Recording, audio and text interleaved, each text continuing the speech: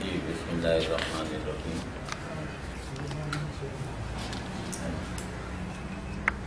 وہ کنیز والی حکایت عملاً تمام ہو گئی اور اس کے بعد جو اب اگلا اس کا باب ہے وہ اس بارے میں ہوگا کہ وہ زرگر کا قتل حقیقت میں مہربانی تھی، ظاہر میں ظلم تھا.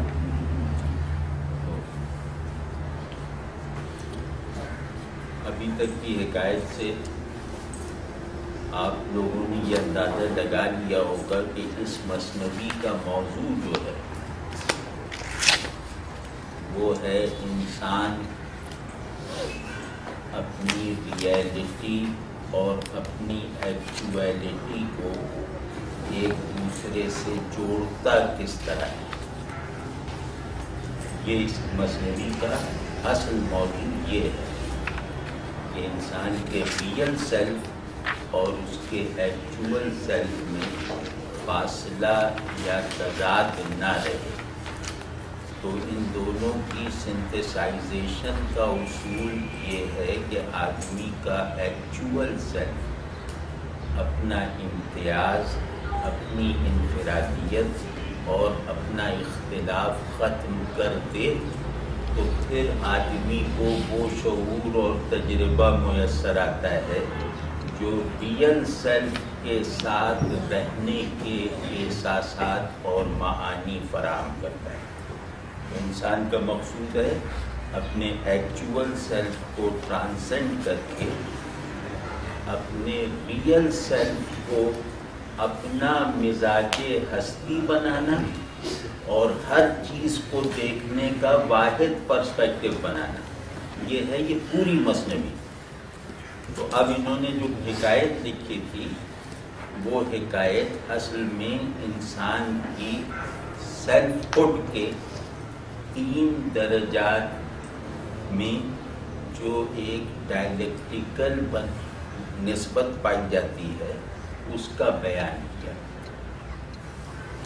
انسان 3 اجزائے وجود، 3 مراتب ہستی سے عبارت ہے اپنی کلاسیکل ڈیفینیشن میں. روح، نفس اور جسم. روح کا استعارہ انہوں نے بنایا ہے بادشاہ کو، نفس کا استعارہ بنایا تھا کنیز کو، جسم کا استعارہ بنایا تھا زرگر کو. اور ان تینوں کے درمیان جو نسبت فعال اور نتیجہ خیز عالم میں کار فرما تھی وہ ڈائلیکٹیکل تھی، وہ ایک دوسرے پر غالب آنے کی کوششوں کا نام تھی. تو اس میں مولانا نے ایک ڈیوائن انٹرونشن کے ذریعے یہ دیکھتے ہوئے کہ انسان اپنے داخلی اور وجودی ڈائلیکٹیکل پیٹرن کو کسی سنتھیسس تک نہیں پہنچا سکتا تا وقتے کے ڈیوائن انٹرونشن نہ ہو، تا وقتے کے الوہی رہنمائی کا نظام نہ موجود ہو. تو ایک ڈیوائن انٹرونشن جس کا ماڈل وہ طبیب تھا، اس کے ذریعے سے ان تینوں کے تصادم کو، ان تینوں کی متضاد نسبتوں کو یکسو کیا.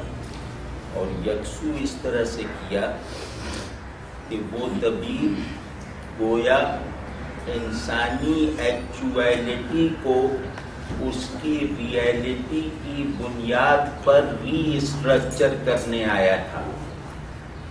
تو اس نے انسان کو اس کی حقیقت کی بنیاد پر جو نئے سرے سے تعمیر کیا، اس تعمیر میں سنگ بنیاد روح کو بنایا، جبکہ سنگ بنیاد ایکچول سیلف میں باڈی اور سول تھی.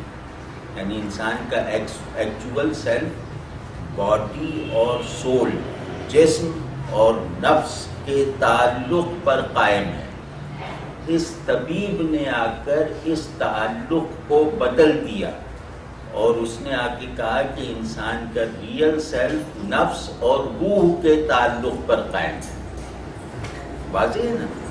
تو انسان کی پست زندگی نفس اور جسم کے تال میل سے ترتیب پاتی ہے۔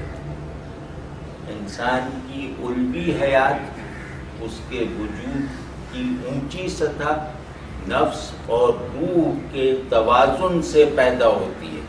وہ اس نے آ کر پیدا کر کے دکھا دیا کہ نفس کی خرابی کا اصل سبب جو جسمانیت تھی، جسمانیت کے اصول کو اس نے فنا کر کے نفس کے لیے روح کے تابع ہونے کا راستہ کھول دیا، یعنی جسم سے نفس کو منقطع کر کے روح کے ساتھ جڑنے کا ذوق فراہم کر دیا۔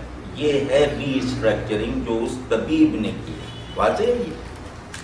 تو اب نفس اور روح میں یہ ابھی موقع نہیں ہے کہ ہم اس کی تفصیل بتائیں، لیکن یہاں یہ معنی درکار ہے، یہ جاننا درکار ہے کہ نفس جو ہے وہ انسان کو ایک بایو ایگزسٹنس بننے کے لیے ضروری ہے، یعنی نفس زندگی کی واقعی حرکت کے لیے ضروری ہے۔ نفس زندگی اور مادے کے درمیان ناگزیر تعلق کو نبھانے کے لیے ضروری ہے۔ واضح ہے نا؟ تو اس کو ہم اگر دوسری اصطلاح میں کہیں تو انسان اپنے ہونے کی دو حالتیں رکھتا ہے۔ اب اس میں ایک لفظ بھی مشکل نہیں ہے۔ انسان اپنے ہونے کی دو حالتیں، دو موڈز رکھتا ہے۔ ان میں سے ایک حالت کا نام ہم اپنی سہولت کے لیے زندگی رکھ لیتے ہیں، دوسری حالت کا عنوان ہم اپنی آسانی کے لیے وجود رکھ لیتے ہیں۔ تو انسانی زندگی کا مرکز نفس ہے، انسانی وجود کا سینٹر روح ہے۔ یعنی انسان موجود ہونا کوالیفائی نہیں کر سکتا جب تک وہ اپنی ایگزسٹنس کو اسپرٹ بیسڈ نہ بنا لے، اور انسان زندہ ہونے کے قابل نہیں ہو سکتا جب تک وہ اپنے آپ کو زندگی کے مرکز یعنی نفس سے متعلق نہ رکھے۔ واضح ہو گیا؟ تو گویا زندگی ایک ہیپننگ ہے اور وجود ایک حقیقت ہے۔ تو انسان کا حقیقی اسٹرکچر وجود پر قائم ہے، انسان کا ایکچول سیلف زندگی پر قائم ہے، اور انسان کے لیے سب سے بڑا مسئلہ یہ ہے کہ وہ اپنے ایکچول سیلف یعنی نفس کو اپنے ریئل سیلف یعنی روح کے تابع رکھے۔ واضح ہو گیا نا؟ تو طبیب نے آگے یہی مسئلہ حل کیا ہے۔ ٹھیک ہے؟ تو ہاں بس ٹھیک ہو گیا۔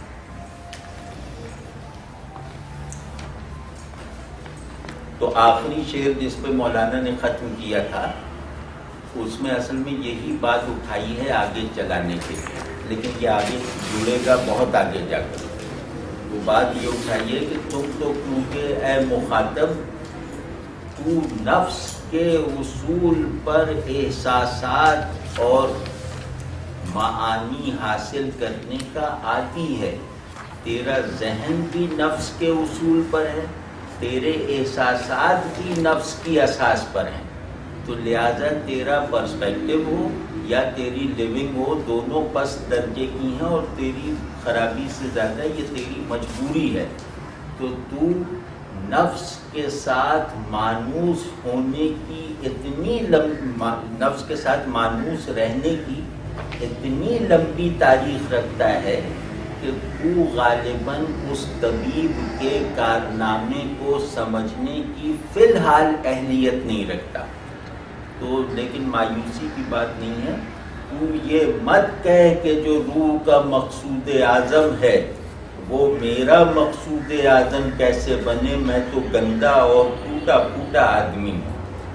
تو اس سے مایوس نہ ہو، اپنا انس نفس کے ساتھ توڑنے کی کوشش کرتے کرتے تجھے خود اندازہ ہو جائے گا کہ روح کا مقصود اعظم ہر ایک کے لیے میسر ہے، ہر ایک کے لیے حاضر ہے، کیونکہ وہاں آدمی پہنچتا نہیں ہے، پہنچایا جاتا ہے۔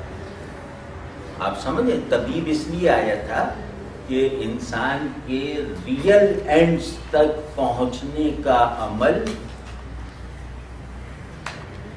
رہنمائی سے ہوتا ہے، کوشش سے نہیں ہو سکتا۔ واضح ہے نا؟ تو اپنے اندر وہ صداقت پیدا کر لے تعلق کی، تو اپنے اندر تعلق کا وہ جوہر پیدا کر لے جس کے لیے اگر تجھے خود کو چھوڑنا پڑے تو اس پر راضی ہو جائے۔ تو بس اس اسٹیٹ آف تعلق تک پہنچ کر تو اس قابل ہو جائے گا کہ تجھے تیرا مقصود خود اپنی طرف کھینچ لے۔ واضح ہے؟ اور یا تو خیر بات کوئی نہیں، تھوڑا بہت اور بھی جان لینے میں کیا ہے۔ وہ تصوف کے دو اصول ہوتے ہیں، اور یہ اسی میں سے نکل رہا ہے، جس کو ہم اس کے ساتھ چسپاں نہیں کر رہے ہیں۔ تصوف کے دو اصول ہوتے ہیں، سلوک اور جذب۔ سلوک کہتے ہیں نفس کی پاکیزگی کے عمل کو جاری رکھنا مجاہدے اور حرکت کے ذریعے سے، یعنی سلوک کا ڈومین جو ہے وہ نفس ہے، اور سلوک کا مقصود تزکیہ نفس ہے، پیوریفیکیشن آف دی سول۔ ٹھیک ہے؟ لیکن دوسرا جو تصوف کا وہ ڈسپلن ہے اس کو کہتے ہیں جذب۔ اس کا ڈومین روح ہے، اس کا مقصود حق ہے، اس کا، اور اس میں اپنی طرف سے حرکت نہیں ہے بلکہ اس کا مقصود اسے اپنی طرف کھینچ لیتا ہے ایک سطح پر پہنچنے کے بعد۔ تو جذب کا راستہ کیا ہے؟ کشش کا راستہ۔ جذب کا مطلب ہی ہے کھینچنا اپنی طرف۔ تو جذب وہ راستہ ہے جس میں روح تربیت پا جانے کے بعد اپنے مقصود تک کھینچ لی جاتی ہے، اور نفس کا راستہ وہ ہے جس میں نفس کی جسمانیت کی وجہ سے پیدا ہونے والی خواہشات کو محنت اور مشقت کے ذریعے مٹاتے مٹاتے بالآخر ہم نفس کی اس پیورٹی تک پہنچ جاتے ہیں جو اسے روح کے اصول سے متعلق رہنے کے لیے درکار ہوتی ہے۔ تو کہتے ہیں کوئی بات نہیں، تو اپنے نفس کو ٹھیک کر لے، تو نفس میں جب روح سے مطابقت پیدا ہو جائے گی تو تجھے خود پتہ چلے گا کہ اس بادشاہ کے دربار میں کوئی چل کے تھوڑی آتا ہے، سب اڑا کے لائے جاتے ہیں۔ تو اب اگلا وہ ہے اس حکایت کے معانی، مصالح اور معارف مولانا خود بیان کر رہے ہیں۔ آپ کی مولانا کی شان دیکھیے کہ مقصد میں نے آپ سے بتا دیا، ایکچویلٹی اور ریئلٹی میں وہ پیدا کرنا نسبت۔ مولانا حکایت اس لیے لکھتے ہیں کہ حکایت فلو آف ایکچویلٹی ہے۔ ہسٹری کسے کہتے ہیں؟ History the only actualizer of the all reality، مطلب اس کو سمجھا جاتا ہے۔ تو حکایت ہسٹوریسائزیشن ہے نا، واقعات بنانا ہے، ہسٹوریسائز کرنا۔ تو مولانا ہسٹوریسائزیشن کا عمل پوری تفصیل سے، بہت صبر سے مکمل کرتے ہیں اور اس کو منقلب کر دیتے ہیں ریئلائزیشن کی طرف۔ یعنی یہ ایکچویلٹی کے پورے فیبرک کو مکمل کرنے کے بعد اس کپڑے کو حقیقت کے مجسمے پہ چڑھا کے دکھا دیتے ہیں۔ یہ کوئی معمولی بات نہیں ہے، ٹھیک ہے نا، کہ حکایت کا پورا معاد واقعاتی ہے اور حکایت کے ہر معنی حقیقی ہے۔ یہ کامیابی مولانا کی ہے، اور اسی کو ہم کہتے ہیں کہ یہ آدمی کہلاتا ہے سمبلائزر۔ تو اب 12 اگلا وہ بتا رہے ہیں کہ اس میں کیا کیا نکات ہیں۔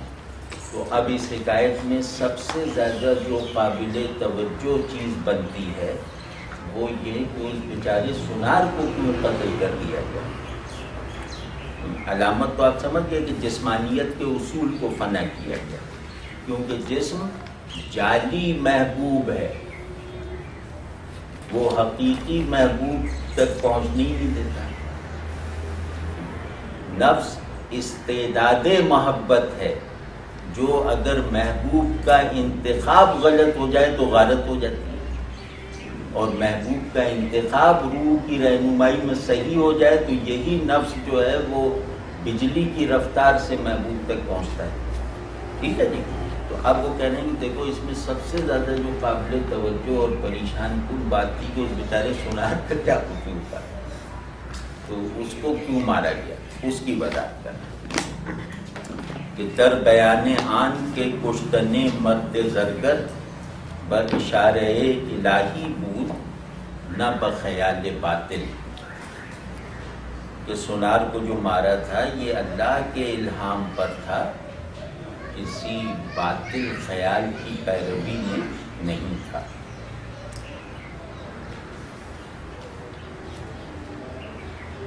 یار کمال ہے، اشارے الہی اور خیال باطل میں آپ تضاد کی نسبت سمجھیں، یہ ہوتا ہے۔ دیکھیں بڑا کلام یہ ہوتا ہے کہ جس میں آپ کسی مصلحت سے جلدی پیچھا چھڑا کے آگے بڑھتے ہیں تو اچانک کوئی پیچھے سے آپ کو کھینچ لیتا ہے، ہمیں کہاں سے چھوڑ کے جا سکتے ہیں۔ یہ جیسے ابھی اس نے پکڑ لیا، اشارے الہی اور خیال باطل میں ایک بڑی گہری معنویت ہے۔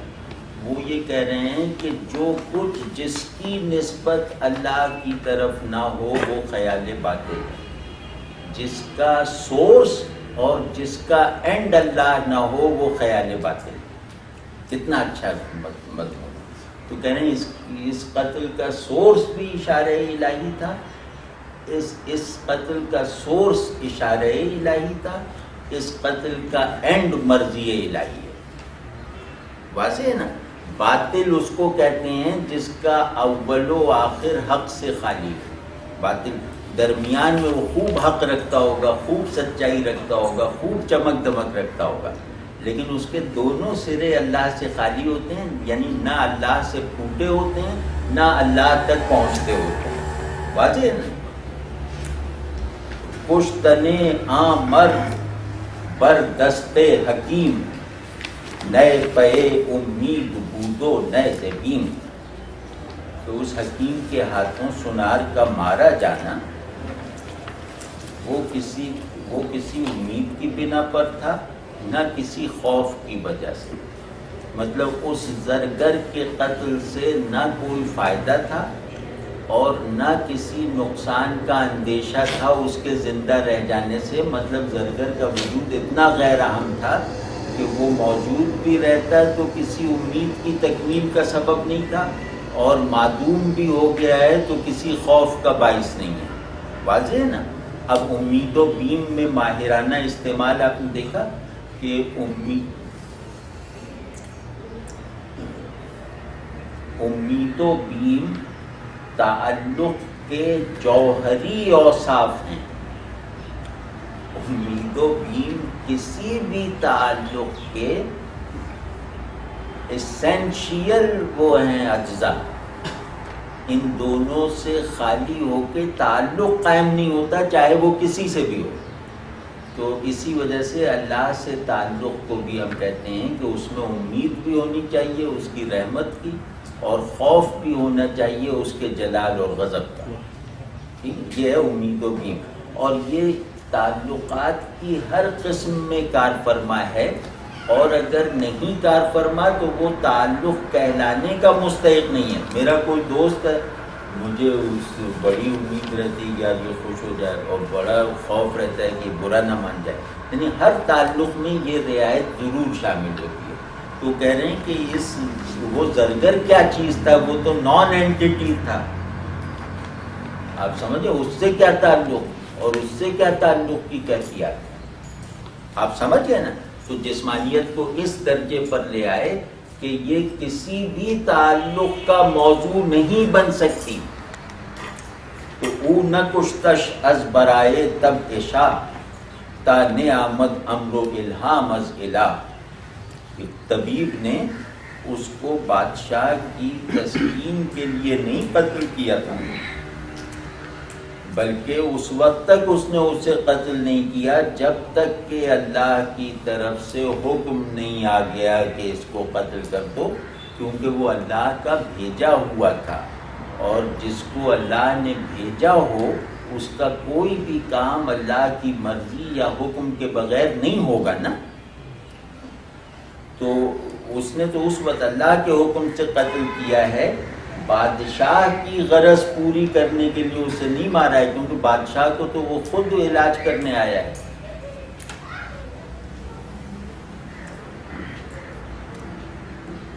پسر را کش خضر ببرید حلق سر را در نیابت عام خلق. کہ حضرت خضر نے جس لڑکے کا گلا کاٹا تھا اس کا بھید عام لوگ نہیں جان سکتے. مطلب عام لوگ دیکھ کے یہی کہیں گے کہ یہ گلا غلط کاٹ دیا تھا، لیکن حضرت خضر نے کاٹا تھا اور اس کو الہی تائید حاصل ہے. تو اس کے پیچھے کیا بھید تھا وہ عام لوگ نہیں سمجھ سکتے، اسی وجہ سے غلط فہمیوں اور گمراہیوں میں پڑتے. یعنی جو تکوین کو اچھا تکوین کا بھی آگے آئے گا تو وہ ابھی وہاں کے لیے چھوڑ دیں گے. تو آنکھ از حق یا بدو ویو خطاب، جو شخص اللہ کی جانب سے وحی اور خطاب کا مورد بنتا ہے، جس کی طرف اللہ وحی بھیجتا ہے، جس سے اللہ کلام کرتا ہے، ہر چہ فرمایت بود عین ثواب، وہ جو بھی کہتا ہے وہ حق ہوتا ہے. یعنی جو اللہ جس پر اللہ وحی کرتا ہے، جس سے اللہ بات کرتا ہے، یہ اللہ کی وحی وصول کرنے والا اور اللہ کی بات سننے والا جو بھی کہے گا وہ اللہ کی طرف سے ہوگا، وہ حق ہی حق ہوگا. یہ کبھی ہو نہیں سکتا کہ اللہ کا سنا ہوا کلام میرے بولے ہوئے کلام سے مختلف ہو جائے. آپ سمجھیں کہ جس کی پرسیپشن اللہ نے بنا لی ہو اس کا ایکسپریشن بھی اللہ ہی کی طرف سے ہوتا ہے. تو آنکھ کے جاں بخشد اگر بخشد رواست، نا اے بستو دستے او دستے خداست. جو جان بخش دیتا ہے، جو جان عطا کرتا ہے، جو زندگی بخش دیتا ہے، اگر وہ قتل بھی کر دے تو جائز ہے. یعنی زندگی دینے والا اگر موت مسلط کر دے تو جائز ہے. ابھی اس کو دیکھیں گے کیا ہے. کیوں کہ وہ نائب ہے اللہ کا، جس نے مارا ہے وہ اللہ کا نائب ہے. یہ وہی نائب ہے جس نے سنار کو مارا اور کنیز کو زندہ کیا. تو جس نے کنیز کو ایک کو زندہ کر دیا اسے دوسرے کو مارنے کا حق ہے. اب کیا کہہ رہے ہیں کہ مارنے کا حق صرف تم جیسے بے وقوفوں کو نہیں ہے، کیونکہ تم زندگی نہیں دے سکتے. جب زندگی دینے لگو تو مارنا. آپ سمجھ گئے نا. تو وہ نائب ہے اور اس کا ہاتھ اللہ کا ہاتھ ہے، اس کا قول اللہ کا قول ہے، اس کی مرضی اللہ کی مرضی ہے، اس کا ہاتھ اللہ کا ہاتھ ہے. وہی اسی ہاتھ سے زندگی دی جاتی ہے جس ہاتھ سے موت آتی ہے. جو ہاتھ موت کو لاتا ہے اسی ہاتھ کی قدرت زندگی دیتی ہے. یہ سمجھ لو. ہم جو اسماعیل پیشش سر بنہ، کہ اسماعیل علیہ السلام کی طرح اس کے آگے سر جھکا دو، سر رکھ دو. شاد و خنداں پیش تیغش جاں بدہ، اور ہنسی خوشی جو ہے اس کی تلوار کے آگے، اس کی تلوار سے گلا کٹوا لو، سر کٹوا لو۔ ہنسی خوشی جان دینے کا عارفانہ مطلب کیا ہوگا؟ ہنسی خوشی جان دینے کا عارفانہ مطلب یہ ہے کہ نفس اور جسم کے لازمی اور جبری تعلق نے مجھے ایک ایول ٹریجڈی میں مبتلا کر رکھا ہے، ایک مضحکہ خیز المیہ کا کردار بنا رکھا ہے جس کا نہ کوئی حاصل نہ حصول۔ تو جب میں اس ایبسرڈ اور سیٹینک ٹریجڈی سے نکلنے کی راہ پاتا ہوں تو اس سے بڑھ کے کوئی خوشی کا موقع ہو سکتا ہے؟ تو اب اس بات کا مطلب کیا ہوا کہ سیلف ٹرانسینڈنس سے بڑھ کر خوشی کا کوئی موقع نہیں ہو سکتا، اور اللہ کے ہاتھ میں پکڑی ہوئی تلوار وہ تمہیں سیلف ٹرانسینڈنس کا موقع فراہم کرتی ہے۔ واضح ہے یہ بات؟